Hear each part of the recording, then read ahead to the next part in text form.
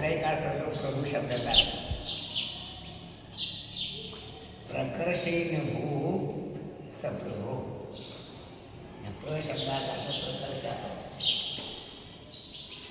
भू सत्तायाम किंवा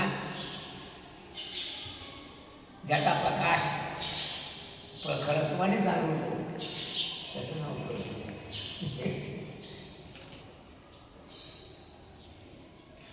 किंवा ज्याची सत्ता विशेष स्वरूपानं जाणवते त्याचं नाव प्रभू. किंवा जो सगळ्या जगाचा मालक आहे त्याला प्रभू म्हणतात. पुढे जसा शब्दाचा अर्थ करावा तसे अर्थ तयार होतात. हे ज्याची त्याची बुद्धिमत्ता आहे. ज्ञानेश्वर महाराजांनी प्रभू शब्दाचा अर्थ जगाचा मालक असा म्हणजे संपूर्ण त्रैलोक्यावर माझी सत्ता आहे.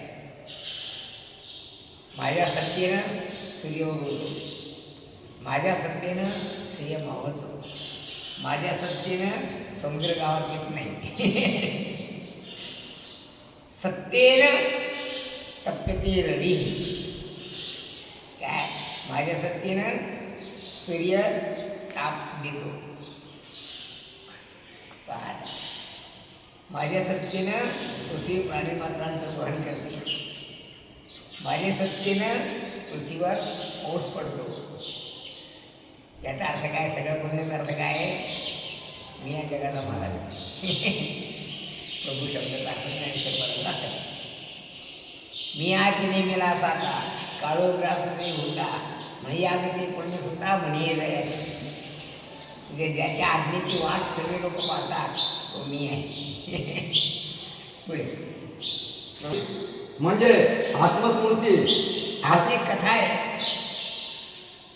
सीता अर्जुन हे कधीच देवाला विसरत नाही. मग झोपी गेले तरी अर्जुनाचे केस कृष्ण कृष्ण म्हणतात. काय अर्जुनाचे केस कृष्ण कृष्ण म्हणतात. सीतेचे केस सीता ज्या वनात राहत होती ते संपूर्ण वन राम राम राम असं म्हणतात. याचा अर्थ ते देवाची स्मृती किती ठेवत होते. दुसरी एक असे कथा आहे. शुकाचार्य वनात चालला होता. त्याचा बाप म्हणजे व्यास शुका असं म्हणत होतं. सगळं झालं तो म्हणत. त्याचा अर्थ काय आहे? ते परमात्म्याला कधीच विसरत असा अर्थ. पुढे तुका म्हणे भाग्य या नावे म्हणे. तुकाराम महाराज काय म्हणतात? याला म्हणतात भाग्य. त्वत्प्रसादान मयाच्युत नष्टोमो स्मृतिरद्धा त्वत्प्रसादान मयाच्युत.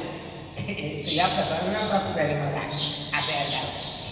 पुढे होत नाही बरवे तुझ्यानी कोणाचे, होत नाही बरवे तुझ्यानी कोणाचे, होत नाही बरवे तुझ्यानी कोणाचे, होत नाही बरवे तुझ्यानी कोणाचे, पुरे त्याचे करू नको, पुरे त्याचे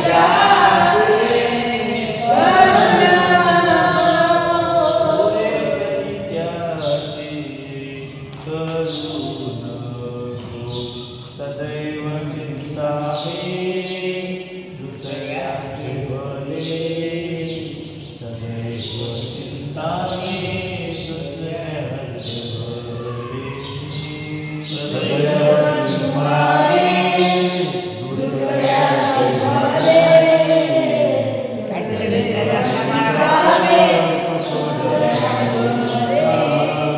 होत से आपुले कल्याणाचे,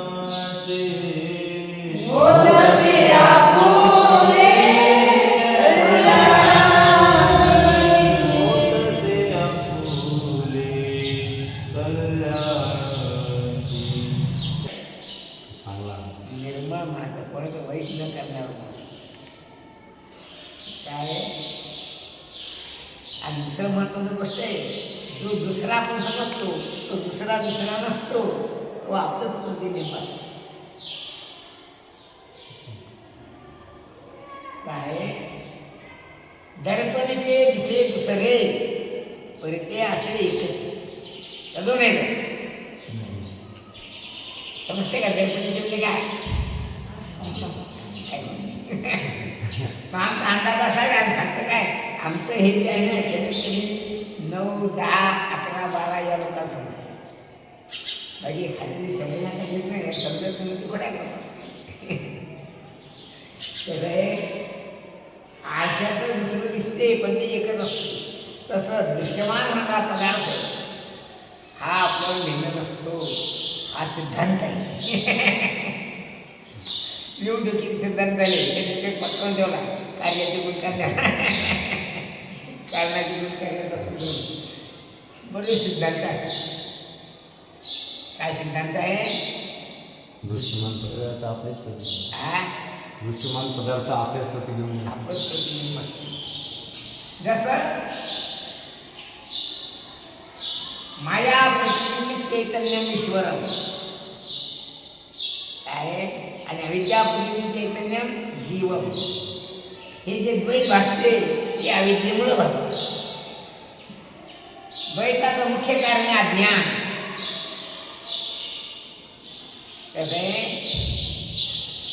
जसं माणसाला समजते आरशातलं दुसरं आपलं जमीन, चिमणे समजते काय? मग चिमणीच्या तिची वाढली काय करते? पैस बांधून करते. हा काय करते? भांडण म्हणजे कोणाचं भुके तिला वाटते आजकडे भुके. तेव्हा दुसऱ्याचं कल्याण म्हणजे आपलंच कल्याण आहे हे घ्यायचं हो, तसे आपले कल्याण. पुढे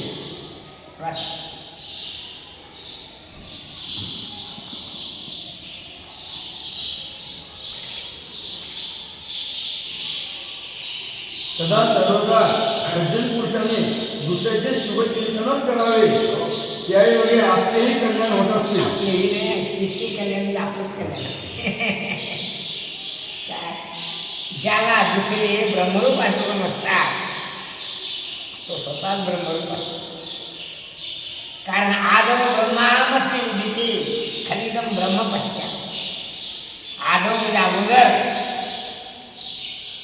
काय आपण ब्रह्म झालो म्हणजे लोक आपला ब्रह्मरूप दिसतात. काय आपण ब्रह्मरूप झालो म्हणजे आपलं सध्या ब्रह्मरूप. हां त्याचं आपलं जगत ब्रह्मरूप दिसते. याचा अर्थ काय आहे? आपण स्वतः ब्रह्मरूप आहे.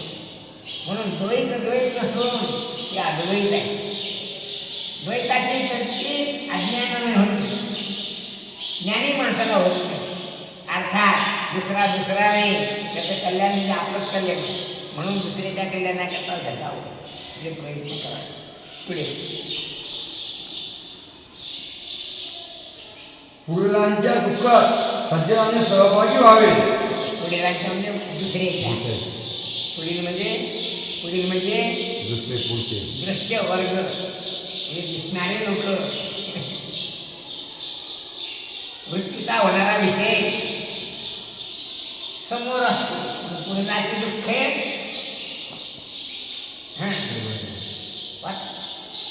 त्याचे दुःख प्रसंगी वाचून घ्यावे. वाटून दुःख वाटून घेतात नसते.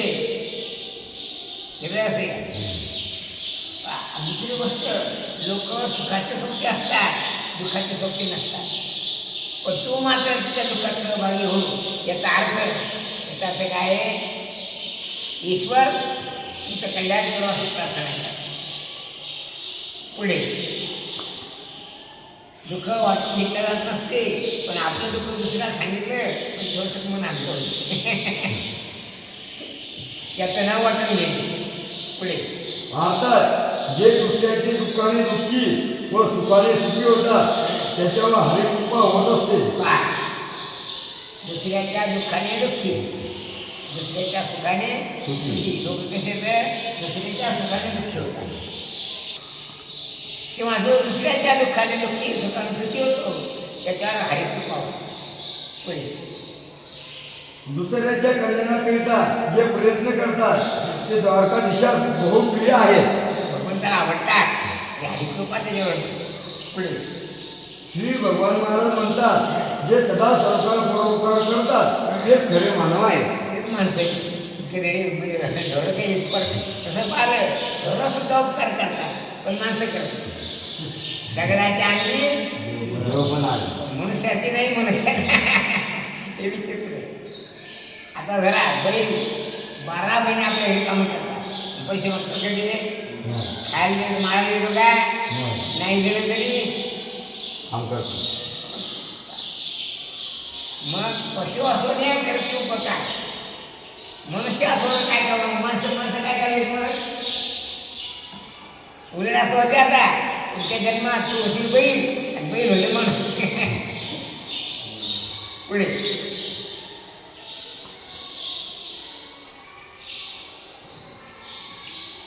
आता